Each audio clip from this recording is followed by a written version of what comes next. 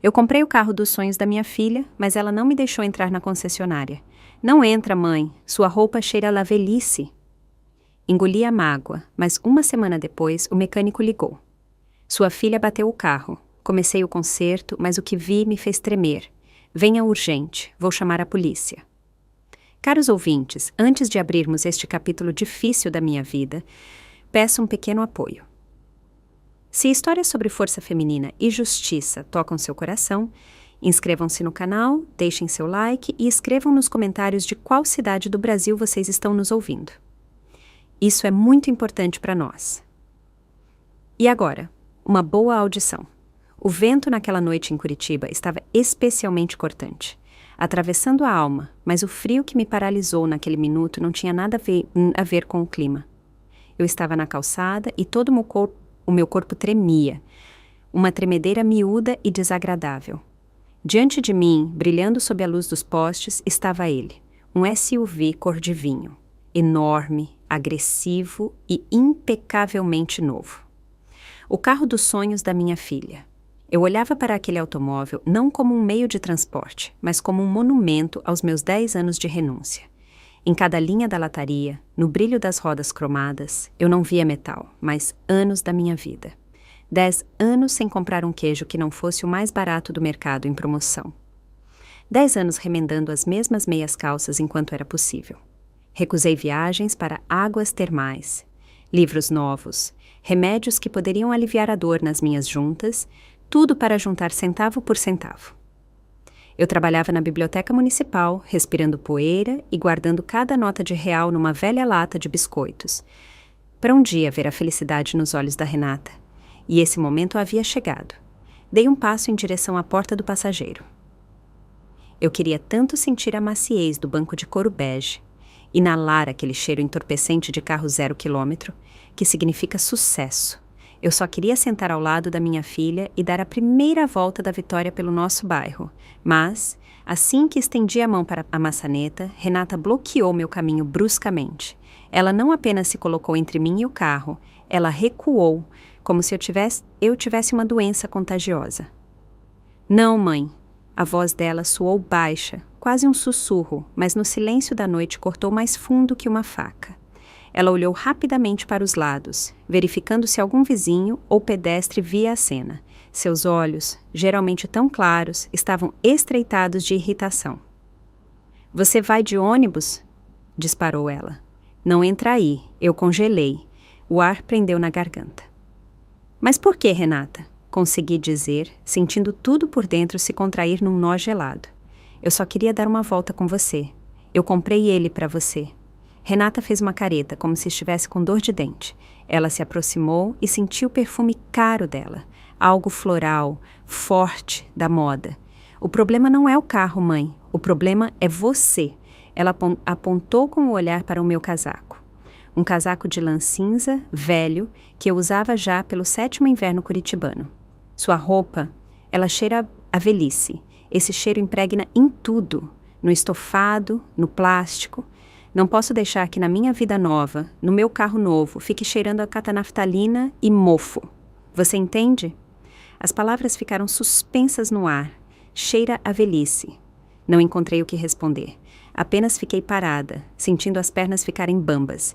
Minha filha, minha Renata, a quem ninei nas noites em que os dentes nasciam, a quem eu dava o melhor pedaço de carne da sopa, ficando apenas com o caldo, agora me olhava com nojo. Para ela, eu não era a mãe que realizou uma façanha pelo sonho dela. Eu era uma fonte de mau cheiro.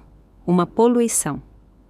Vai para o ponto. A linha interbairros logo passa, disse ela, abrindo a porta e deslizando rapidamente para o banco do motorista, para que, Deus me livre, o ar da rua não se misturasse com o ar-condicionado do seu paraíso particular. O motor roncou suavemente. As luzes traseiras vermelhas acenderam e o carro saiu suavemente da guia, me deixando sozinha na escuridão. Vi o brilho vinho desaparecer no trânsito e senti como se no peito, onde um minuto atrás batia alegria, agora houvesse um buraco enorme e vazado. Voltei para a casa de ônibus. O coletivo estava meio vazio, a luz fraca piscava nos solavancos.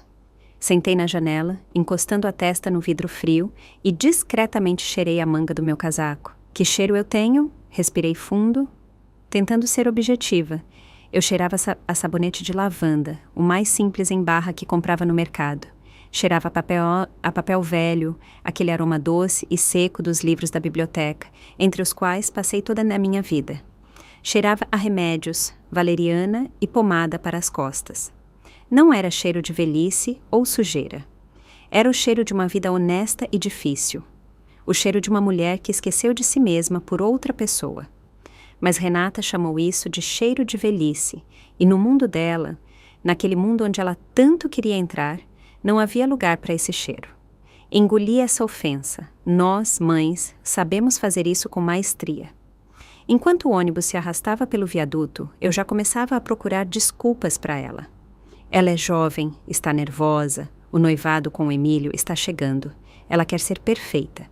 Ela não quis me ofender, só é muito sensível a cheiros.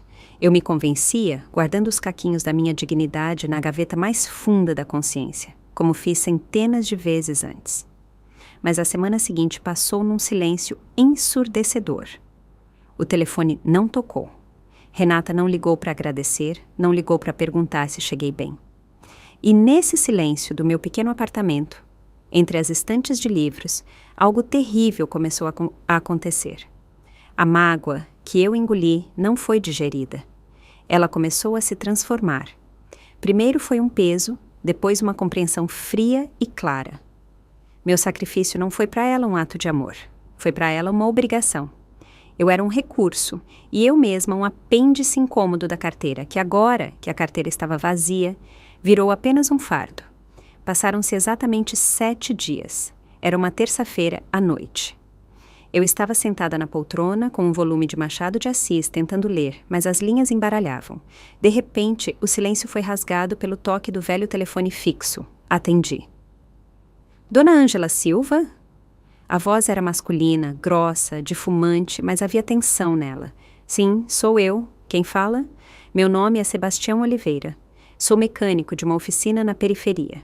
Ele fez uma pausa e ouvi sua respiração pesada. Sua filha, Renata Silva, ela bateu o carro. O mundo balançou. O livro caiu do meu colo no chão. Ela está viva? Onde ela está? Minha voz falhou num grito. Viva, saudável, nem um arranhão. Falou rápido o mecânico, mas no tom dele não havia alívio, e sim raiva. Ela entrou no guardrail, arrebentou a frente, se assustou e fugiu. Largou o carro na estrada. O guincho trouxe para mim faz 1 hora. Achei seus dados no porta-luvas, no contrato de compra e venda. Graças a Deus, suspirei, apertando o telefone contra o peito. Graças a Deus está viva. Eu pago o conserto, seu Sebastião. Não chame a polícia, por favor. Ela é jovem, ficou com medo. Escute, dona Ângela. Ele me interrompeu e a voz ficou dura como metal. Eu vou chamar a polícia, mas não por causa do acidente. Comecei a desmontar a porta para avaliar o estrago, tirei o forro, fez-se uma pausa, longa e sinistra. Eu ouvia apenas o zumbido dos fios e um barulho distante de ferramentas do outro lado da linha. O quê? O que o senhor encontrou?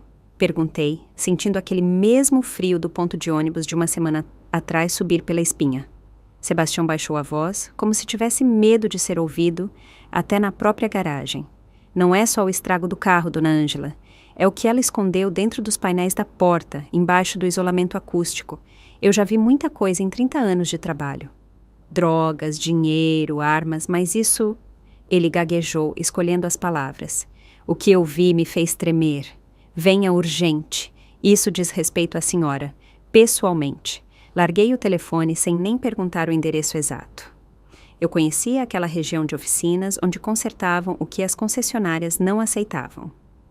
40 minutos depois, o táxi me deixou no portão do box número 412. O cheiro ali era denso, honesto, mistura de óleo de motor, borracha queimada e metal frio. Era cheiro de trabalho, nada parecido com aquele ar estéril e sem vida que minha filha respirava. A porta se abriu e um homem grande, de macacão sujo de graxa, saiu. Sebastião. O rosto dele era marcado por rugas, as mãos pretas de trabalho, mas os olhos olhavam direto e com uma estranha compaixão dolorosa. Ele não perdeu tempo com cumprimentos, Apenas acenou com a cabeça e me chamou para dentro. No meio da garagem, sob uma lâmpada forte, estava ele, meu orgulho cor de vinho, agora parecendo uma fera ferida. O para-choque dianteiro estava amassado, o farol quebrado, o capô ondulado. Mas Sebastião não me levou para o capô. Ele me levou para a porta do motorista, que estava desmontada. O acabamento de plástico estava no chão, expondo as entranhas metálicas do mecanismo. O suporte da trava estourou com a batida, explicou ele secamente, limpando as mãos num trapo. Fui mexer para endireitar a haste e dei de cara com isso. Ele apontou para uma bancada. Lá, entre chaves inglesas e chaves de fenda, estava uma pasta de couro grossa. Estava embrulhada em espuma cinza, claramente para não fazer barulho enquanto o carro andava. "Abra!", disse Sebastião. "A senhora tem que ver com seus próprios olhos." Meus dedos tremiam quando toquei o couro frio. A trava estalou. Levantei a tampa. Dentro não havia dinheiro nem substâncias proibidas. Havia uma pasta com plásticos transparentes. Na primeira página, em letras garrafais, estava impresso: "Roteiro do casamento. Plano aristocratas." Virei a página. Havia fotos. Um homem e uma mulher, ambos de idade, elegantes, com rostos nobres. Abaixo deles as legendas: ator, papel de pai, diplomata aposentado. E atriz, papel de mãe, pianista. "O que é isso?", sussurrei, sentindo o chão sumir. "Para que ela quer atores?" Sebastião ficou calado. Ele apenas virou mais uma página com sua mão pesada e grossa, e então eu vi: papel timbrado, selo do cartório. Meu sobrenome, meu nome, Ângela da Silva. Data de nascimento e data do óbito: 3 anos atrás. Causa da morte: acidente vascular cerebral massivo. Na garagem ficou tudo absolutamente quieto. Até o zumbido do transformador num canto parecia ter sumido. Eu olhava para aquele papel e as letras embaralhavam, virando buracos negros. Eu morri há 3 anos, enquanto eu economizava na comida. Enquanto eu andava a pé para economizar a passagem. Enquanto eu dava minha vida por ela gota a gota, para ela eu já estava morta. Oficialmente, documentalmente. Ela apagou a senhora. A voz de Sebastião soou como uma sentença. Para casar com esse tal de Almeida, ela precisava de pais aristocratas, heróis mortos, e não de uma mãe bibliotecária com aposentadoria pequena. As lágrimas não vieram. Em vez disso, algo dentro de mim estalou e parou. Aquele frio que me atravessou uma semana atrás agora virou gelo. Gelo duro, afiado, impenetrável. Toda aquela maciez, o perdão, as desculpas infinitas que eu construí por anos em volta do comportamento da Renata viraram pó. Lembrei do olhar dela no ponto de ônibus. Sua roupa cheira na velhice. Agora eu entendia. Para ela, eu não cheirava a velhice. Eu cheirava a ameaça, a mentira dela. Eu era a prova viva da farsa, uma evidência incômoda que precisava ser escondida longe, ou melhor, destruída de vez. Sebastião estendeu a mão para o telefone na parede. "Isso é crime, dona Ângela. Falsificação de documento público, estelionato. Vou ligar para a polícia. Deixe eles se resolverem com sua filha." Minha mão voou mais rápido que o pensamento e cobriu a mão dele, parando-a no caminho para o fone. "Não", disse eu. Minha voz soou inesperadamente firme. Até para mim mesma, não tremia. Sebastião me olhou surpreso. "A senhora vai defender ela? Depois disso?" Ele apontou para a certidão de óbito. "Não", balancei a cabeça devagar, olhando nos olhos dele. "Eu não estou defendendo ela, estou defendendo a verdade. Se o senhor ligar agora, ela vai dar um jeito. Vai dizer que é brincadeira, uma pegadinha para a festa, um acessório de teatro. Ela tem os advogados do Emílio. Ela tem dinheiro. E eu só tenho esse papel. Ela vai me fazer passar por uma velha louca que não entende nada." Peguei a pasta e fechei. O clique da trava soou como um tiro. "Preciso de um dia, 24 horas. No roteiro diz que o noivado é amanhã à noite. A apresentação aos pais. Tenho que devolver essa pasta ao dono, pessoalmente." Sebastião me olhou por um longo tempo, semicerrando os olhos. Ele não via na frente dele apenas uma senhora num casaco velho. Ele via outra pessoa, alguém que tinha acabado de nascer naquela garagem fria sobre as ruínas do próprio coração de mãe. "A senhora quer ir lá?", perguntou baixo. "Nos Almeida? Quero olhar nos olhos dela quando ela vir a mãe ressuscitada, respondi. O mecânico soltou um riso curto e nos olhos dele brilhou respeito. Ele foi até a bancada, remexeu numa gaveta e tirou as chaves do carro. O chaveiro com o logotipo brilhou na luz. Sabe de uma coisa? Ele jogou as chaves para o alto e as pegou. O para-choque eu prendi com arame. O farol colei com fita. Tá parecendo um tanque de guerra depois da batalha. Feio de doer, mas a mecânica tá inteira. O radiador não vazou. Ele me estendeu as chaves. Se a senhora vai para a guerra, dona Ângela, não fica bem para um general ir de ônibus. Pegue o tanque pelo qual a senhora pagou com a sua vida. Peguei as chaves. O metal gelava a palma da mão, mas esse frio me dava forças. Obrigada, Sebastião, disse eu. E tem mais. Ele apontou para a pasta. Aí dentro tem outra coisa. O roteiro para os atores. Leia com calma, especialmente o papel do pai. Assenti, apertei a pasta contra o peito e fui para o carro. Meu tanque me esperava. Desfigurado, mas ainda potente, como eu mesma. Sentei ao volante, naquele mesmo couro bege do qual fui privada uma semana atrás. Agora não me importava o meu cheiro. Agora eu cheirava a vingança. O motor respondeu com um rugido baixo e profundo. Engatei a marcha e saí noite adentro, ao encontro da minha morte e da minha ressurreição.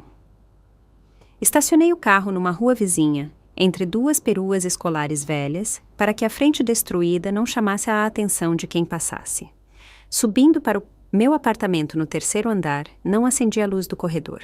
Precisava de tempo para me acostumar com a escuridão, tanto a do apartamento quanto a que se instalou na minha alma. Mal sentei na poltrona, com a pasta no colo, o celular vibrou no bolso do casaco. A tela iluminou o nome Filhinha. Antes, apenas uma semana atrás, ver esse nome fazia meu coração bater mais forte de alegria. Agora, ele se apertava de nojo. Mas eu sabia que tinha que atender. Eu tinha que desempenhar meu papel enquanto ela desempenhava o dela. Alô, Renata? Minha voz soou surpreendentemente calma, até suave. O velho hábito de proteger a paz dela funcionou no automático. Mãezinha, oi.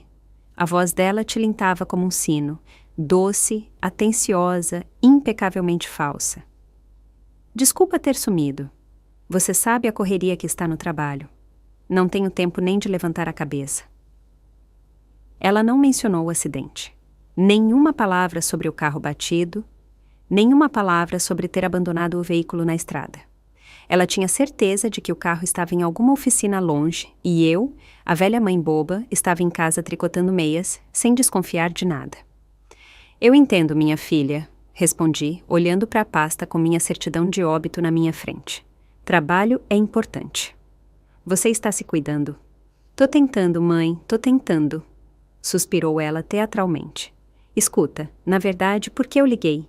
Tive uns gastos imprevistos médicos. Um dente doeu, tive que tratar urgente e o convênio não cobre. A mentira fluía dela tão fácil, tão natural. Imaginei ela agora. Devia estar sentada num café da moda, bebendo um latte, retocando a maquiagem perfeita, mentindo para a mãe que já tinha enterrado no papel. Ela tentava espremer do fantasma as últimas gotas antes de bater a porta da vida passada de vez. Oh, coitadinha! Fingi compaixão. Claro, dente dói muito. Quanto você precisa? Ah, se você pudesse transferir sua aposentadoria que cai amanhã, me salvaria muito. Eu devolvo tudo depois, juro juradinho. Assim que cair meu bônus. Ela sabia que a aposentadoria caía amanhã. Lembrava do calendário de pagamentos do INSS melhor que da data do meu aniversário. Claro, Renata, disse eu, e minha voz tremeu, não de pena, mas da consciência do abismo do cinismo dela. Amanhã cedo vou ao banco. Só coma direitinho, tá? Você é a melhor mãezinha, gorjeou ela. Bom, tenho que correr. Não me liga hoje à noite, tá? Tô com enxaqueca, vou deitar cedo. Dorme bem, filha. Desliguei. Ela pediu para não ligar porque hoje à noite tinha um ensaio geral da Vida Nova. Ela se sentia totalmente segura. No mundo dela, eu era uma velha inofensiva e caduca, um recurso para usar e jogar fora. Ela nem podia imaginar que o recurso estava sentado no escuro, segurando nas mãos o plano da sua destruição. Deixei o telefone de lado e liguei o abajur. A luz caiu sobre a pasta de couro. Sebastião disse para olhar o roteiro, especialmente o papel do pai. Abri a pasta. As folhas eram de papel grosso e caro. Cena 1. Recepção dos convidados. Pai. Nome na lenda. Alexandre Bittencourt, diplomata. Cumprimenta o noivo com reserva, menciona os anos de serviço na embaixada em Viena. Mantém-se com dignidade, levemente arrogante. Mãe, nome na lenda, Elizabeth Bittencourt. Mantém conversa sobre música clássica, lamenta a arte moderna. Abaixo estava anexada a ficha do ator aprovado para o papel de pai.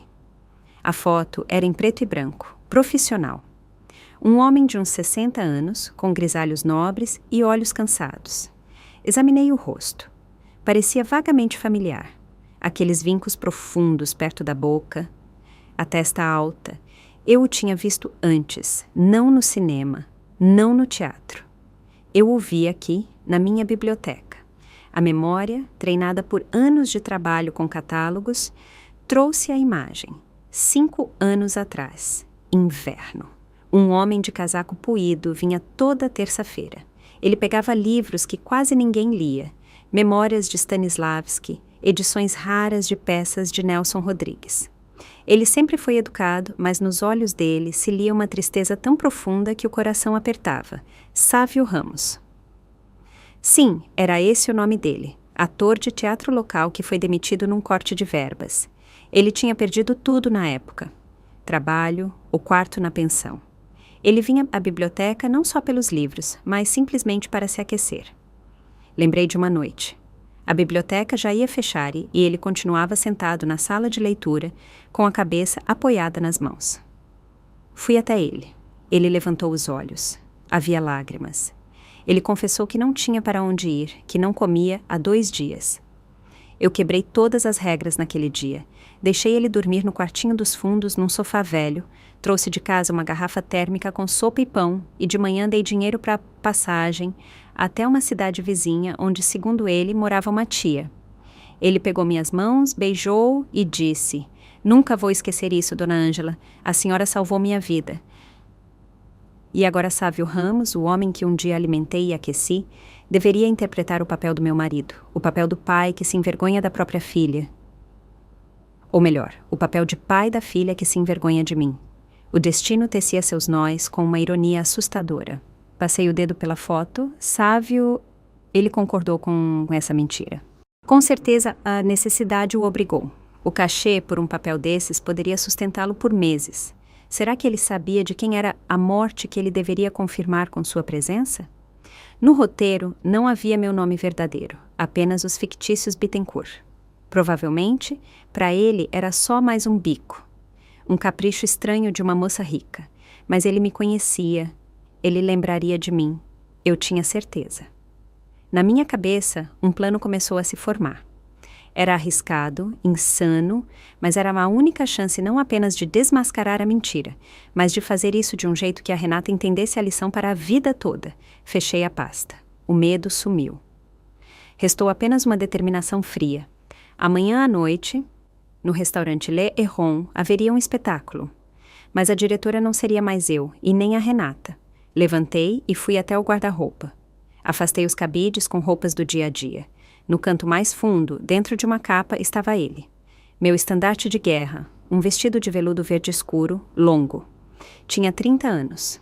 Eu costurei para o aniversário do meu falecido marido, mas veludo não envelhece se for verdadeiro, assim como a dignidade. Tirei-o, sacudi, o tecido fez um barulho pesado e nobre. Amanhã eu vestiria ele. Amanhã eu iria ao meu próprio funeral para ressuscitar. A noite seguinte me recebeu com uma garoa fina, mas eu nem notei. Eu estava diante do espelho, abotoando o último botão no punho do vestido de veludo verde.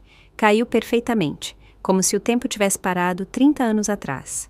O tecido abraçava o corpo, escondendo a idade e realçando a postura que nem 10 anos de economia conseguiram curvar. Não chamei táxi na porta do prédio. Não queria que os vizinhos me vissem assim, chique demais, solene demais para uma quinta-feira comum. Caminhei 2 quarteirões a pé, segurando uma bolsa clutch onde não havia espelho e batom, mas minha certidão de óbito. No cruzamento, parei um carro. O motorista, um rapaz jovem, assobiou quando entrei. Vai pro teatro, tia, tá bonitona. Pro circo, respondi seca. Pro Le Héron. O Le Héron era aquele lugar onde mortais comuns como eu só entravam por engano.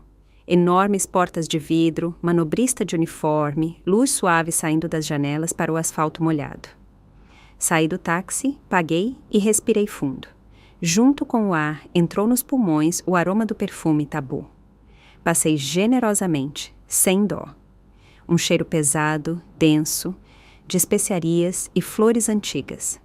Para a Renata, era cheiro de velhice, cheiro de baú de avó. Para mim, hoje, era cheiro de poder, cheiro de história. Um cheiro impossível de ignorar. Ele preenchia o espaço, declarando: estou aqui, eu existo. O porteiro barrou meu caminho, olhando meu vestido. Era antigo, mas impecável, e isso o confundiu. A senhora tem reserva? Perguntou educado, mas desconfiado. Sou a coordenadora do programa especial para o banquete dos Almeida. Menti, olhando bem na base do nariz dele. Estão me esperando. Estou atrasada com o material cênico. A palavra Almeida funcionou como um feitiço. Ele recuou, abrindo a pesada porta de madeira para mim. Entrei no saguão. Os sons da cidade foram cortados, substituídos por música de piano abafada e tilintar de cristal. Eu sabia onde ficava a sala VIP.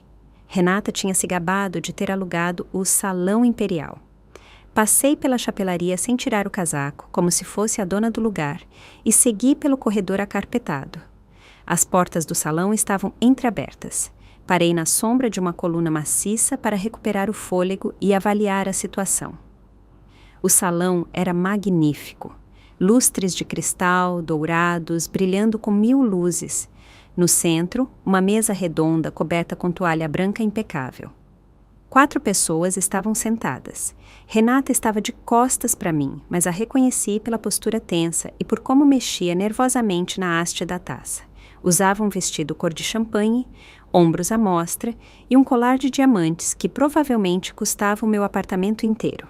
Ao lado dela, Emílio, jovem, bonito, com um rosto aberto e um pouco ingênuo.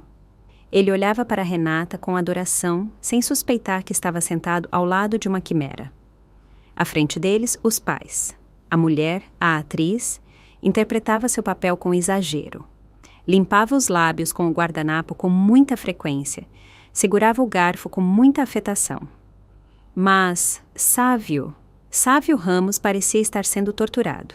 O smoking ficava largo nele. Ele ajeitava a gravata borboleta o tempo todo e quase não levantava os olhos do prato. Sim. A voz da Renata chegou até mim, tremendo de uma tristeza fingida. Mamãe era uma mulher incrível, pianista, premiada em concursos. Sonhava tanto em ver este dia, mas o AVC foi tão de repente. 3 anos se passaram e a dor não diminui. Emílio cobriu a mão dela com a dele. Sinto muito, Renata. Tenho certeza de que ela estaria orgulhosa de você. Ela ficaria feliz em saber que estou entrando numa família tão linda, emendou a mãe atriz, secando um olho seco. Eu e o Alexandre... Ela acenou para o Sávio. Sempre soubemos que nossa menina merecia o melhor. Sávio ficou calado. Pegou o copo d'água e vi a mão dele tremer. A água transbordou. Cuidado, querido, sibilou a esposa, chutando-o por baixo da mesa. Eu percebi o movimento. O Alexandre ainda sofre muito com a perda da irmã. A mentira crescia como uma bola de neve, preenchendo todo o espaço do salão. Fiquei fisicamente enjoada. Minha filha me enterrava viva, regando meu túmulo com o xarope doce da hipocrisia e obrigando estranhos a participar dessa farsa. A hora chegou. Tirei o casaco e pendurei no braço de um garçom que passava na hora com uma bandeja. Ele ficou pasmo, mas eu já tinha entrado na luz. Não corri, não gritei. Entrei no salão devagar, suavemente, como um grande navio entra no porto. Os saltos dos meus sapatos batiam surdos no assoalho de madeira, mas ninguém se virou. Todos estavam concentrados num brinde. A memória de Ângela da Silva. proclamou Emílio, levantando a taça. Um brinde maravilhoso, pronunciei em voz alta. Minha voz soou clara, refletindo no teto alto. Os 4 pularam e se viraram. Renata congelou. A taça na mão dela inclinou e uma gota de vinho caiu na toalha branca, espalhando-se numa mancha vermelha parecida com sangue. O rosto dela, um segundo atrás corado e vivo, ficou cinza como cinzas instantaneamente. A boca se abriu num grito mudo. Sávio Ramos, ao me ver, derrubou o garfo. Ele bateu no prato com um tinido, e esse som no silêncio que se instalou pareceu ensurdecedor. Ele me reconheceu. Eu vi isso pelo jeito que os olhos dele se arregalaram, como ele se encolheu na cadeira. Aproximei-me, parando a 2 metros da mesa, bem debaixo do brilho do lustre. Meu vestido de veludo verde absorvia a luz, me fazendo parecer um monólito escuro no meio da festa brilhante deles. Eu não olhava para Renata, eu olhava para o garçom parado na parede. Champanhe, comandei num tom calmo e autoritário. Traga-me uma taça, quero beber a memória de Ângela da Silva, a mulher que, por estranho que pareça, está aqui na frente de vocês morrendo de sede, mas não de um AVC. O silêncio ficou tão denso que parecia possível cortá-lo com uma faca. Emílio olhava perdido de mim para a Renata, depois para os pais. Quem é essa? Perguntou baixo, mas no silêncio a pergunta soou como um trovão. Renata saiu do estupor. Ela levantou num pulo, derrubando a cadeira. O barulho da queda rasgou o torpor.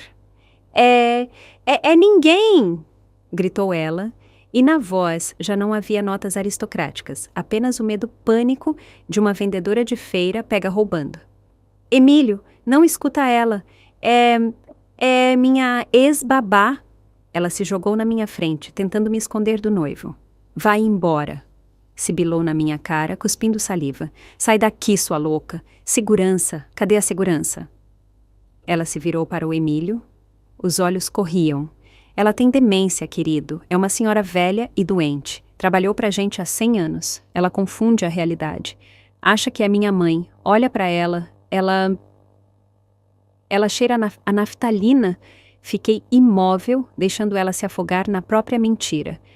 O cheiro do meu perfume tabu nos envolvia, e vi Emílio fazer uma careta, não pelo cheiro, mas pela histeria da noiva. Babá? Perguntou ele, franzindo a testa. Mas você disse que foi criada por governantas francesas. Sim, mas essa foi antes, na primeira infância. Ela é louca. Emílio, chama a polícia, manda internar ela. Devagar, virei o olhar para o Sávio. Ele estava sentado agarrado à borda da mesa com os dedos brancos. Suor escorria na testa dele. Ele me olhava com horror e súplica. Dei um passo à frente, contornei a Renata como se ela fosse um lugar vazio e cheguei à mesa. Coloquei a clutch na toalha, abri a trava e tirei o papel dobrado em 4 com o timbre oficial. Demência é uma coisa terrível, Renata, disse eu baixo, olhando bem nos olhos dela.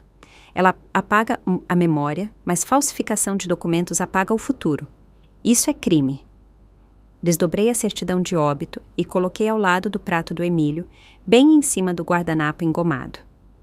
O que é isso? Sussurrou ele, pegando o papel. Não toca, gritou Renata, tentando arrancar a folha. É falso. Ela imprimiu numa impressora. Ela quer dinheiro. É chantagista. Emílio puxou a mão, não deixando ela pegar o documento. Passou os olhos pelas linhas. Ângela da Silva.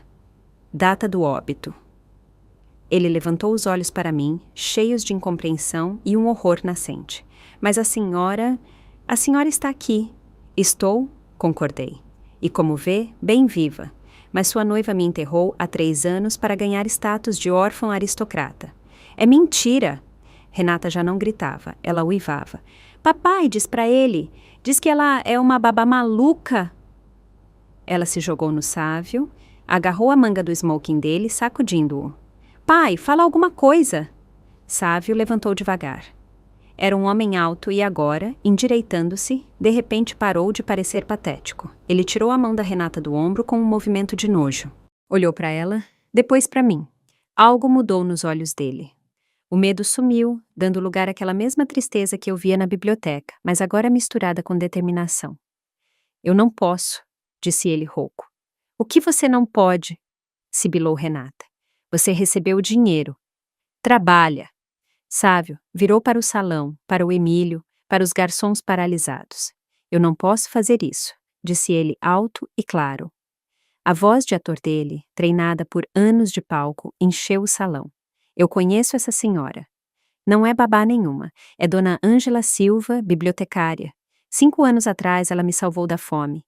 Me deu abrigo quando todo mundo virou as costas. Me ensinou a ler Dostoiévski, não com os olhos, mas com o coração. Ele fez uma pausa e, no silêncio, ouvia-se a colher bater na xícara de alguém. Ela não é louca e com certeza não está morta. E eu... Ele arrancou a gravata borboleta e jogou na mesa. Eu não sou o diplomata Bittencourt. Sou o ator fracassado Sávio Ramos. E estou com vergonha. Estou morrendo de vergonha de participar desse circo. As palavras do Sávio ficaram no ar, pesadas e irreversíveis, como a cortina caindo no fim do ato. Renata congelou de boca aberta. A mão dela ainda se estendia para onde um segundo antes estava a manga do pai. A máscara de aristocrata rachou de vez, expondo por baixo algo patético, assustado e maldoso. Você tá bêbado, guinchou ela, se afastando do Sávio. Tá falando besteira, Emílio. Ele só bebeu demais. Eu falei que não podia contratar. Digo, convidar parentes do interior. Ela gaguejou, percebendo o ato falho, mas era tarde. Emílio levantou devagar da cadeira. O rosto dele, geralmente suave e sorridente, agora virou pedra. Ele não olhava para a Renata, mas para o papel que ainda segurava, minha certidão de óbito.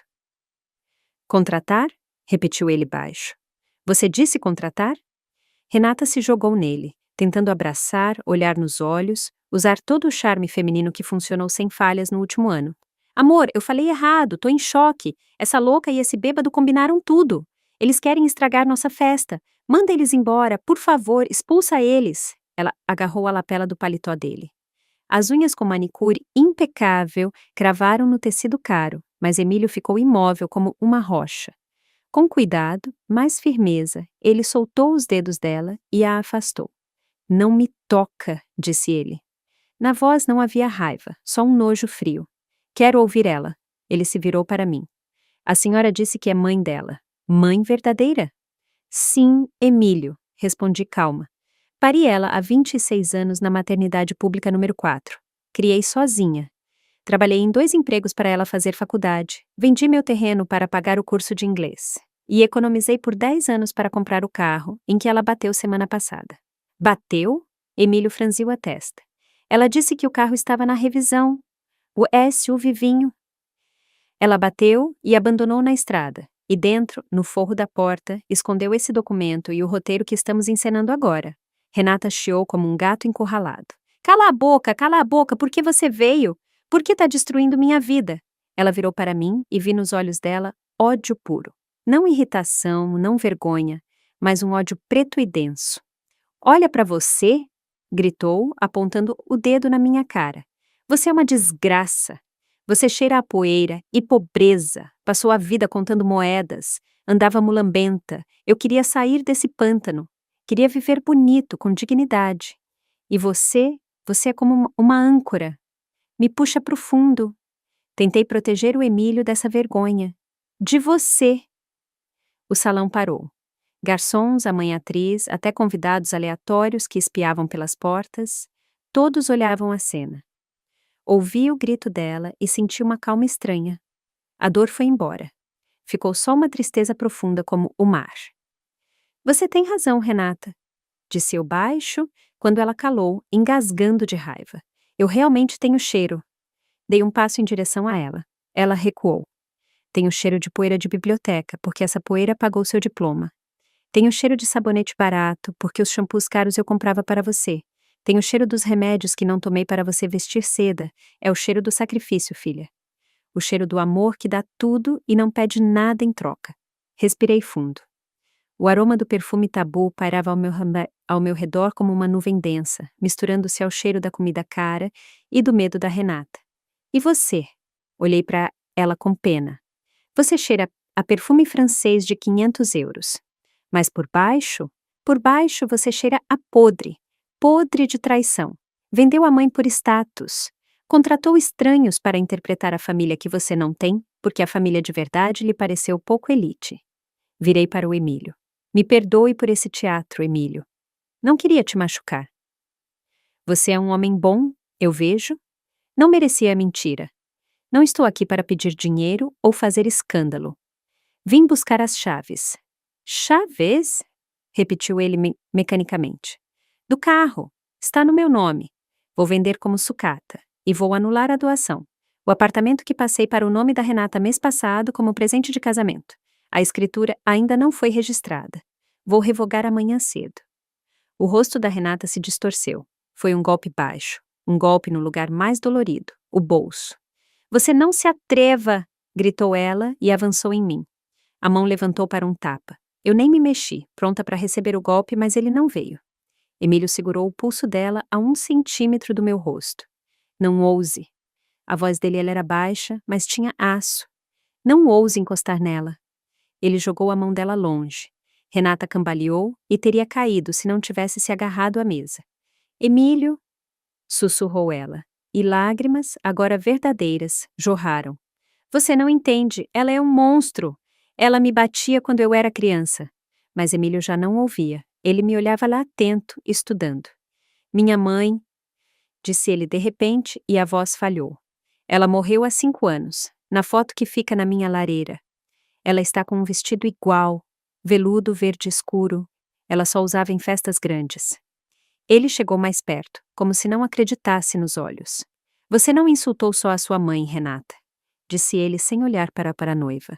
Você insultou a memória da minha. Trouxe mentira para minha casa, vestida de roupa santa. Nesse momento, as portas do salão se abriram de novo, mas dessa vez não entrou garçom. Na porta estava Sebastião. Com seu macacão de trabalho, uma jaqueta de couro velha por cima, ele parecia um corpo estranho ali, mas não parecia se importar nem um pouco. Atrás dele, 2 vultos fardados. Policiais militares. Renata viu eles e empalideceu tanto que ficou quase transparente. Recuou, derrubando a cadeira em que se apoiava. Não! Sussurrou. Sebastião correu o olho pelo salão, me achou e acenou curto com a cabeça. Depois apontou o dedo sujo para a Renata. É ela, disse aos policiais. A cidadã Renata Silva fugiu do local do acidente. Temos a gravação da câmera de um painel de testemunha. Ele deu um passo à frente, pisando no tapete caro e deixando marcas de graxa, e olhou para o Emílio. Desculpa invadir, Dr. Almeida, mas achamos no forro da porta não só o documento da morte da mãe. Tinha um maço de contratos de empréstimo. No meu nome, Emílio congelou. No seu nome. Assinaturas falsas, mas os dados são seus. Ela pegou empréstimos e financiamentos, dando seus bens como garantia. Pelo jeito, o casamento ia cobrir tudo, mas... Sebastião abriu os braços. A menina se apressou. Os policiais foram até a Renata. Ela se prensou na parede. Os olhos corriam pelo salão procurando saída, mas não tinha saída. A armadilha que ela construiu para os outros fechou nela mesma. Renata caiu de joelhos. Não foi uma queda teatral ensaiada no espelho. Foi um colapso animal verdadeiro. As pernas simplesmente desistiram de segurá-la. Ela cobriu o rosto com as mãos e uivou, balançando de um lado para o outro. Não, não, é mentira! Gritava entre soluços. Emílio, eles estão mentindo! É tudo ela! Ela me obrigou! Ela tirou as mãos do rosto e foi se arrastando até o Emílio, agarrando a barra da calça dele. O rímel escorria em rios pretos pelas bochechas, transformando o rosto numa máscara horrível. Ela me espancava! Gritou Renata engasgada. Ela me torturou a infância toda, roubava todo o meu dinheiro. Eu fugi dela. Eu tinha medo. Falsifiquei o atestado para ela não me achar para proteger a gente. Me salva, Emílio. Ela é um monstro. Por um segundo fez-se silêncio. Lágrimas de uma mulher jovem e bonita são uma arma poderosa. Até os policiais hesitaram, se entreolhando. Emílio olhou para ela de cima, e nos olhos dele passou uma dúvida. A pena é um sentimento perigoso, capaz de embaçar a razão até diante de fatos óbvios. Eu fiquei parada, sabia que ela diria isso. Era o último trunfo dela, transformar a vítima em carrasco. Olhei para o meu relógio de pulso. Um relógio velho de marca nacional com pulseira gasta. Bem na hora, sussurrei. As portas abriram de novo e entrou mais uma pessoa. Não era policial nem testemunha. Era um rapaz de óculos com um notebook debaixo do braço. O assistente do Sebastião, que eu vi na garagem. Ele foi até a mesa calado, abriu o notebook e virou a tela para o Emílio. Com licença, disse envergonhado. Seu Sebastião mandou mostrar isso. Recuperamos os arquivos da câmera do carro. Tem áudio. Na tela apareceu a imagem. Visão de dentro do carro, o capô, a estrada e a voz da Renata. Ela falava no viva voz. Ah, eu tô nem aí pra velha, Leninha. A voz dela ecoava nos alto-falantes, alegre, cínica. Comprei uma passagem só de ida para um asilo público para ela assim que eu pegar a aliança. Deixa ela apodrecer lá com os livrinhos. E os empréstimos o Emi cobre. Ele nem vai perceber. Ele é tão trouxa, você tinha que ver. Acredita em cada palavra minha. Falei que meus pais eram condes e ele derreteu. O importante é aguentar até o casamento. Aí já vou ser esposa legítima. E ele não tem pra onde correr. Risada. Uma risada cruel, triunfante. E depois o som da batida, metal rasgando e silêncio. A gravação acabou. No salão ficou tão quieto que eu ouvia meu próprio coração bater. A dúvida nos olhos do Emílio sumiu. O rosto dele ficou branco como giz. Ele recuou devagar da Renata, como se ela fosse uma cobra venenosa. Trouxa, é? Perguntou ele baixo. Renata parou de chorar. Ela entendeu que o jogo acabou. A máscara de vítima caiu tão rápido quanto a de aristocrata. Ela levantou do chão, limpou o vestido e olhou para o Emílio com uma raiva fria. É, trouxa, cuspiu ela. Você e sua familhinha snob. Vocês nunca olhariam para mim se soubessem que sou filha de bibliotecária da Kohlrabi. Vocês queriam berço? Eu dei berço para vocês. Eu joguei pelas regras de vocês. Ela virou para mim. Nos olhos não havia uma gota de arrependimento. Só a fúria do jogador que perdeu. E você, sibilou. Você estragou tudo. Você sempre estragou tudo com sua pobreza, com sua correção, com essa cara de sofrida. Eu te odeio. Odeio seu cheiro, sua roupa, sua vida. Melhor se você tivesse morrido mesmo. Os policiais deram um passo na direção dela. Um deles tirou as algemas. Cidadã Renata Silva, a senhora está presa por suspeita de estelionato e falsificação de documentos. Vamos. Eles fecharam o metal nos pulsos finos dela. O clique frio ecoou no teto dourado. Renata não resistiu. Ergueu o queixo com orgulho, mas as mãos tremiam. Passando por mim, ela parou por um segundo. Eu te odeio, sussurrou só com os lábios. Olhei para ela. Minha filha, minha menininha que ensinei a andar, que cuidei quando teve catapora, para quem li contos de fada antes de dormir, onde perdi o momento em que o coração dela virou pedra. Eu sei, respondi baixo. É um peso grande, Renata. O ódio pesa mais que o amor. Agora você vai ter que carregar ele sozinha. Eu soltei o meu fardo. Ela bufou e virou o rosto, deixando os policiais levarem-na. As portas fecharam nas costas dela, cortando-a do mundo de luxo que ela tanto almejou e mandando-a para o mundo de paredes institucionais e grades. Sávio Ramos veio até mim. Parecia ter envelhecido 10 anos naquela noite. Me perdoe, dona Ângela, disse olhando para o chão. Eu não sabia... Eu juro que não sabia que ele era a senhora. Eu achei... Não guardo mágoa, Sávio. Toquei a mão dele. Você agiu com consciência. Isso é o principal. Vá. Não tem mais nada para você fazer aqui. Ele assentiu, apertou minha mão com gratidão e saiu rápido, sem nem olhar para a mesa de frios. A mãe atriz tinha evaporado bem antes, assim que a polícia apareceu. Ficamos eu e Emílio sozinhos. Ele estava parado no meio do salão vazio, perdido, esmagado. O mundo ideal dele ruiu, expondo a estrutura feia da mentira. Sinto muito, Emílio, disse eu sincera. Ninguém merece uma traição dessas. Ele levantou os olhos para mim. Havia dor, mas também uma nova sabedoria adulta. Obrigado, disse ele rouco. Se não fosse a senhora, eu teria casado com uma ilusão, teria vivido numa mentira. Ele foi até a mesa, pegou a taça de champanhe que eu não cheguei a beber e me estendeu. Pela verdade, dona Ângela, por mais amarga que ela seja. Peguei a taça. Pela liberdade, Emílio. Brindamos. O som do cristal soou limpo e claro, como a primeira badalada de uma nova vida. Bebi o champanhe, Coloquei a taça na mesa e peguei minha clutch. Adeus, Emílio. Eu acompanho a senhora. Ele fez menção de vir. Não precisa. Sorri para ele pela primeira vez na noite de verdade. Meu tanque e meu mecânico estão me esperando. Saí do Le Héron para o frescor da noite. A chuva tinha parado. O ar estava fresco e limpo. Sebastião esperava encostado no seu velho Opala, estacionado ao lado do meu SUV batido. Ele fumava, olhando as estrelas. Ao me ver, jogou o cigarro e pisou com a bota. E aí, general? Perguntou com um sorriso torto. A guerra acabou? Acabou, Sebastião. Respondi, sentindo uma montanha invisível sair dos ombros. Nós vencemos. Para onde agora? Para casa?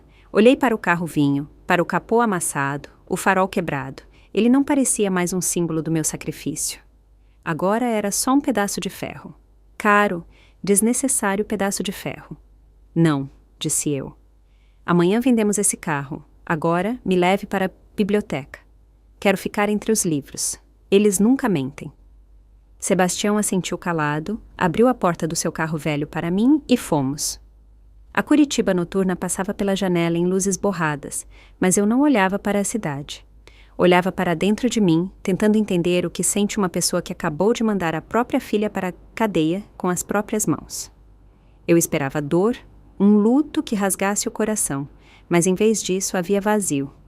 Um vazio silencioso, vibrante, estéril, parecido com uma sala de cirurgia depois que uma operação complicada acaba e levam o paciente. O tumor foi removido, ficou só a cicatriz. Na biblioteca estava quieto e empoeirado.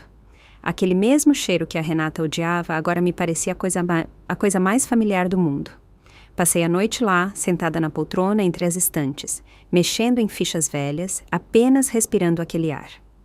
De manhã, eu sabia o que fazer.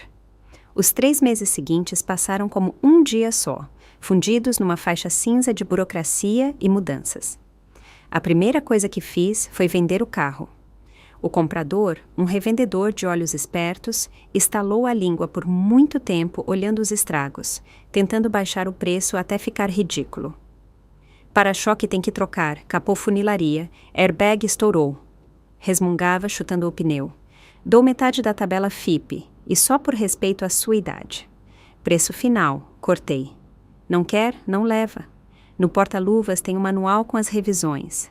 Rodou 200 quilômetros. Motor novo? Isso não é sucata, é um carro quase zero com história. Ele comprou. O dinheiro, um maço grosso de notas, foi para minha bolsa. Antigamente, eu esconderia debaixo do colchão, guardaria para os dias difíceis, para ajudar a Renata quando ela saísse. Mas o antigamente acabou. Voltei para meu apartamento, olhei em volta. A velha estante de madeira maciça, ocupando metade da sala, o papel de parede desbotado, o quadro na parede que estava lá desde 85. Tudo impregnado de passado, de memória de sacrifícios, de economia, de viver por outra pessoa. Chega, disse em voz alta. No dia seguinte, contratei uma equipe de obra. Levem tudo, comandei. A estante, o sofá, os tapetes, tudo pro lixo. E os livros? Perguntou o mestre de obras, olhando minhas prateleiras. Os livros ficam. Os livros são a única coisa verdadeira aqui. A reforma foi rápida e impiedosa. Arranquei o papel de parede junto com as lembranças. Pintei as paredes de tons claros, quentes, cor de areia, cor de sol da manhã. Comprei móveis leves, modernos, nada de armários gigantescos, nada que juntasse poeira. Ar. Eu precisava de ar. Num dos dias, enquanto escolhia cortinas, o delegado me ligou. Dona Ângela, o caso da sua filha foi para o tribunal. O Emílio Almeida retirou a queixa civil pelos empréstimos, ficou com pena dela, parece, mas a acusação do Ministério Público por falsificação de documentos e estelionato continuou. Ela pegou 2 anos em regime semiaberto, considerando a confissão e réu primário. Obrigada por avisar, respondi seca. A senhora não quer vir na visita antes da transferência? Não, disse eu. Ela tem advogado e eu tenho uma reforma. Desliguei. Cruel? Talvez, mas eu sabia, se eu fosse lá, se visse os olhos dela, cheios ou de arrependimento falso, ou daquele mesmo ódio, Eu quebraria de novo. Começaria a salvá-la de novo. E salvá-la agora significava destruir nós duas definitivamente. Ela precisa trilhar esse caminho sozinha até o fundo do poço, para talvez pegar impulso. Quando a reforma acabou, o apartamento se transformou. Ficou espaçoso, claro, estranho, mas agradável. Sentei no sofá novo, tomando chá numa xícara de porcelana fina, comprei um jogo que sonhei por 20 anos. E olhei para o maço de dinheiro que sobrou. Era muito. Daria para uma velhice tranquila, remédios, termas em Poços de Caldas todo ano. Mas lembrei das palavras da Renata. Sua roupa cheira a velhice. Levantei, fui até o seu espelho. Uma mulher de 62 anos me olhava, cansada, mas de coluna reta. Cheirei meu pulso. O perfume tabu tinha evaporado. Restava apenas cheiro de tinta fresca e solidão. Eu precisava de um cheiro novo. O meu próprio. Não cheiro de vítima, não cheiro de mãe, nem cheiro de bibliotecária. O cheiro de Ângela. Abri o notebook que aprendi a usar nesses meses. Sebastião ajudou a escolher um modelo simples. Na busca, digitei uma palavra. Grasse. França. Provence. A capital mundial da perfumaria. O lugar onde cheiros viram arte. Eu li sobre essa cidade em romances, vi em fotos de revistas que folheava escondido nas bancas sem dinheiro para comprar. Era um sonho do tipo ir para a lua. Inatingível, sonho bobo de criança. Olhei para o dinheiro. Olhei para meu passaporte novo que fiz por via das dúvidas. Por que não? Perguntei ao silêncio. Uma semana depois, eu estava no aeroporto de Guarulhos. Vestia um terninho de linho cor de areia novo, sapatos confortáveis e um lenço leve. Na minha mala não havia blusas velhas e meias remendadas. Havia vestidos novos, camisas de linho e um chapéu de abas largas. Sebastião foi me levar. Ele ficou parado, trocando o peso de uma perna para outra sem jeito, segurando um buquê pequeno de flores do campo. Dona Ângela. Ele me estendeu as flores. A senhora escreve ou liga? Como é que é lá nessas Paris da vida? Não vou para Paris, Sebastião, vou para Grasse. Para as flores e olhos. Dá na mesma, ele abanou a mão. O importante é voltar, eu aqui... Bom, enfim, vai ser chato sem a senhora, sem suas voltas de tanque de guerra. Sorri e o abracei. Ele cheirava a gasolina e tabaco, mas agora esse cheiro me parecia cheiro de confiança e amizade. Eu volto, Sebastião, mais diferente. A senhora já é diferente, disse ele sério. A senhora está viva. O avião saiu do chão, me levando longe das ruas cinzentas, das memórias de traição, das paredes da prisão onde minha filha estava. Olhei para as nuvens lá embaixo e, pela primeira vez em muitos anos, não senti culpa por fazer algo para mim. Grace me recebeu com sol e cheiros. Meu Deus, que cheiros eram aqueles! Até o ar parecia feito não de oxigênio, mas de aroma de jasmim, rosa, lavanda e mimosa. Ruas estreitas, casas antigas com telhados de cerâmica, lojinhas vendendo sabonetes e essências. Aluguei um quarto minúsculo na pensão de uma senhora idosa, Madame Dupont, que lembrava a mim mesma de antes. Agitada, bondosa, sempre ocupada. Mas não fiquei no quarto. Me inscrevi num curso de perfumista na famosa oficina Gallimard. Madame, a senhora tem um nariz incrível. Me disse na segunda aula o Monsieur Bertrand, um perfumista velho de bigodes que pareciam escovas. Distingue nuances que os jovens não percebem. Sente a alma do aroma. Apenas vivi muito tempo num mundo onde os cheiros falavam mais que palavras, respondi. Aprendi a misturar olhos. Aprendi a entender como a nota de saída vira nota de coração e depois nota de fundo. Busquei minha fórmula. Não queria doce. Não queria compota de flores, queria criar o cheiro da liberdade, o cheiro do vento que bate no rosto quando você está na beira do abismo e não tem medo de cair. Passaram-se 3 meses. O Brasil parecia um sonho distante. Emagreci, me bronzearam. Meus movimentos ficaram mais leves. Não andava mais curvada. Passeava pelos campos de lavanda, inalando aquela névoa roxa e sentia cada célula do corpo encher de vida. E chegou o dia do exame final. Eu tinha que apresentar meu perfume autoral. Estava sentada num café na praça, esperando minha vez. Na mesa, um frasco pequeno de vidro escuro. No rótulo, escrito com minha letra, uma única palavra: Renascimento. Dentro, uma composição complexa. Laranja amarga, como memória das mágoas. Sal marinho, como as lágrimas que secaram. Cedro, como a espinha dorsal que não quebrou. E uma nota fina, quase imperceptível, de chá branco, como esperança de uma nova manhã. Passei uma gota no pulso, inspirei. Não era cheiro de velhice, era cheiro de uma mulher que sabe seu valor. Cheiro de força, calma e dignidade infinita. Olhava os passantes, turistas, estudantes rindo, francesas elegantes.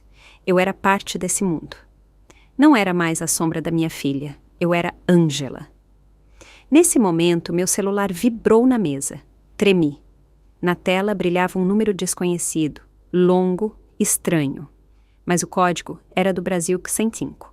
O coração falhou uma batida. Eu sabia quem era. Chamada a cobrar, de um presídio. Renata. Olhei para a tela e o tempo pareceu desacelerar. Em volta o café fazia barulho, xícaras batiam, alguém ria, mas eu só ouvia aquela vibração insistente. 3 meses de silêncio. E agora ela liga. O que ela vai dizer? Pedir dinheiro para advogado? Ou talvez tenha finalmente entendido. Talvez queira pedir perdão? Ou vai despejar ódio em mim de novo, me acusar de estar vivendo bem na França enquanto ela costura uniformes num galpão? O dedo parou em cima do botão de atender. A velha Ângela, aquela que juntava moedas e engolia sapos, teria apertado sem pensar. Teria corrido para salvar, consolar, mandar pacotes, vender os vestidos novos para pagar uma entrega extra para a filha. Mas eu estava em Grasse. Vestia um terno de linho. No meu pulso estava o aroma do renascimento. Lembrei do rosto dela no tribunal. Eu te odeio. Lembrei da garagem, a certidão de óbito. Eu não posso salvar quem não quer ser salvo. Não posso carregar a cruz dela. Dei a vida a ela, dei educação, dei tudo que pude. Agora tenho que dar a ela o principal, a responsabilidade pelos próprios atos. O telefone continuava vibrando, exigindo atenção, exigindo retorno ao passado. Soltei o ar devagar. Não, disse baixo. Meu dedo tocou no botão vermelho. Rejeitar. A tela apagou. A vibração parou. Peguei o frasco de perfume, borrifei um pouco no ar na minha frente e entrei naquela nuvem. Laranja amarga, sal, cedro, chá. Respirei a plenos pulmões. O ar estava limpo. Eu estava livre. Pela primeira vez na vida, escolhi a mim mesma. O telefone calou, mas minha mão ainda sentia a vibração fantasma, como o eco de um terremoto que acabou de passar sem conseguir destruir meu mundo novo. A tela preta refletia o céu brilhante da Provence e meu rosto, calmo, sem a sombra de culpa que me acostumei a usar como segunda pele. Coloquei o celular na mesa aquecida pelo sol, ao lado do frasco. Madame, deseja mais alguma coisa? A voz do garçom me tirou do transe. Um rapaz jovem com um sorriso onde não havia nem gota de condescendência, apenas gentileza profissional e leveza francesa. Olhei para ele. Antigamente eu ficaria nervosa, começaria a contar as moedas na carteira, com medo de parecer pobre ou, ao contrário, gastadora demais. Pensaria, esse café custa 2 quilos de feijão, mas agora apenas sorri de volta. Não, obrigada, Pierre. A conta, por favor. Tirei da bolsa uma nota de euro e coloquei no pires, sem esperar troco. Era dinheiro do carro vendido, aquele mesmo onde não me queriam ver. Agora esse dinheiro comprava não coisas, mas momentos. Momentos de silêncio e o direito de não atender o telefone. Saí do café para a rua de paralelepípedos de Grasse. O sol estava a pino, inundando a cidade com luz dourada. Em volta cheirava a pedra quente, ciprestes e um aroma distante, quase imperceptível, de mar. Caminhava devagar, sentindo o tecido de linho tocar a pele a cada passo, leve. Era insuportavelmente leve. Passou um grupo de turistas. Entre eles, uma senhora idosa arrastando uma mala pesada de rodinhas. Ao lado, uma moça jovem com a cara no celular, sem nem tentar ajudar. A mulher respirava pesado, limpando o suor da testa, mas ficava calada. Parei. O coração pontou com a pena habitual. Deu vontade de ir lá, ajudar, falar para a moça pegar aquela maldita mala. Mas me contive, essa não é minha batalha e nem minha mala. A minha eu já carreguei até a estação final e deixei lá. Virei numa viela estreita que levava ao almirante. Renata agora devia estar olhando para o telefone na cela ou no corredor do presídio, ouvindo o sinal de ocupado virar silêncio. Ela devia estar com raiva, ou chorando, ou me xingando. Mas pela primeira vez na vida, isso não era problema meu. Minha recusa não é vingança. É a última lição que eu podia dar a ela. A lição mais importante, de que cada pessoa tem um limite e que amor não é escravidão. Cheguei ao parapeito. Lá embaixo se estendia o vale, coberto por um tapete de flores e vinhedos. O vento bateu no rosto, bagunçando meus cabelos, que agora eu pintava num tom castanho nobre e não escondia num coque cinza. Levei o pulso ao nariz e inalei meu aroma. Renascimento. Renata tinha razão, uma razão cruel e absoluta. Aquele cheiro, o cheiro de velhice de que ela falava com tanto desprezo. Não era cheiro de idade. Velhice pode cheirar a aconchego, sabedoria, pão quente. O que ela sentia em mim lá no carro era o cheiro do medo. Cheiro de uma mulher que esqueceu quem era, cheiro de eterna economia consigo mesma, cheiro de roupa lavada demais que se cuida mais que as próprias mãos. Cheiro de alguém que se colocou no último lugar na fila da felicidade. Era o cheiro de vítima, e ele é realmente repulsivo. Mas aqui, no topo da colina, soprada pelos ventos da França, eu cheirava diferente. Eu cheirava a sal, porque aprendi a curar as feridas e não a cutucá-las. Cheirava a laranja amarga, porque aceitei o amargor da vida como parte necessária do sabor. Cheirava a cedro, porque finalmente criei uma espinha dorsal. Fechei os olhos. Em algum lugar lá longe, no Brasil, ficou meu sonho vinho despedaçado, meu apartamento vazio e minha filha, que tem um longo caminho pela frente até si mesma. Não sei se ela vai conseguir. Não sei se ela vai me ligar daqui a 2 anos, quando sair da liberdade. Não sei se vou atender. Mas sei de uma coisa. Nunca mais vou comprar uma passagem só de ida para outra pessoa se eu mesma não tiver lugar nesse trem. Abri os olhos e olhei para o horizonte, onde o céu encontrava a terra num azul infinito. Estou aqui, disse baixo, não para alguém específico, mas para o universo. Sou Ângela e estou apenas começando a viver. Virei as costas para o abismo e caminhei de volta para a cidade, onde me esperava a aula sobre perfumes sólidos e um passeio noturno. Meus passos soavam firmes no calçamento. Eram passos de uma mulher livre. Caros ouvintes, aqui termina a história de Ângela Silva. Uma história sobre sacrifício que virou veneno e sobre traição que virou remédio. Foi um caminho difícil da humilhação numa rua noturna até uma manhã de sol na Provence. E agora, com a última página virada, quero perguntar a vocês, o que vocês fariam? A Ângela fez certo ao apertar o botão de rejeitar? Afinal, nos ensinaram que coração de mãe deve perdoar tudo, que mãe é uma doadora eterna, pronta para dar a última gota de sangue. Mas onde fica a linha onde o sacrifício vira cúmplice do mal? A crueldade da Ângela não foi o único jeito de salvar o resto da própria alma? Ou talvez vocês achem que mãe não tem o direito de abandonar o filho, mesmo que esse filho tenha 26 anos e tenha cometido um crime? Escrevam nos comentários o que vocês pensam. Condenam a Ângela ou têm orgulho dela? Conseguiriam fazer o mesmo? A sua história e opinião é o que torna nossos contos vivos. Lemos cada comentário. Se essa história tocou você, se fez você pensar nas suas relações com a família ou no seu próprio valor, por favor, apoie nosso canal, deixe seu like. Isso nos ajuda a encontrar novas histórias fortes para vocês. Inscrevam-se no canal e ativem o sininho para não perder o próximo capítulo. Afinal, a vida escreve os roteiros mais incríveis. Desejamos tudo de bom a vocês. Cuidem-se e não se esqueçam, vocês são o seu bem mais valioso.